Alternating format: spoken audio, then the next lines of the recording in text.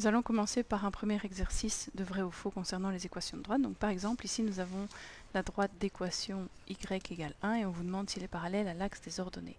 La droite d'équation y égale 1, si on la représente dans un graphique, une droite constante, c'est en effet une droite horizontale.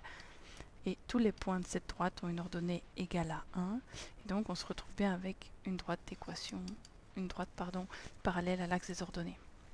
On pourrait réfléchir en termes de vecteurs, puisque d a pour équation y égale 1, on peut aussi l'écrire comme 0x plus 1y moins 1 égale à 0.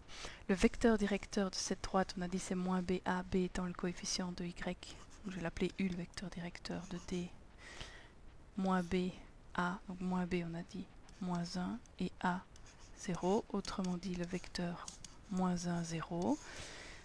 Un vecteur qui ne possède qu'une direction selon les x et pas de direction selon les y, c'est bien un vecteur parallèle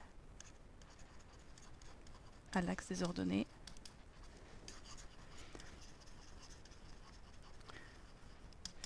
Et si la droite possède un vecteur directeur parallèle à l'axe des ordonnées, elle est elle-même parallèle à l'axe des ordonnées. Dans le deuxième exemple, par contre, nous avons une droite D qui a pour équation y est égale à 3 moins 5x.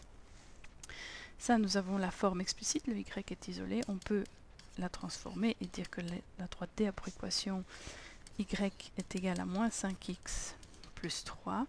Et la pente, c'est le coefficient du x, donc c'est moins 5. Donc dans ce cas-ci, le deuxième énoncé, quant à lui, donc, est faux, alors que le premier était vrai.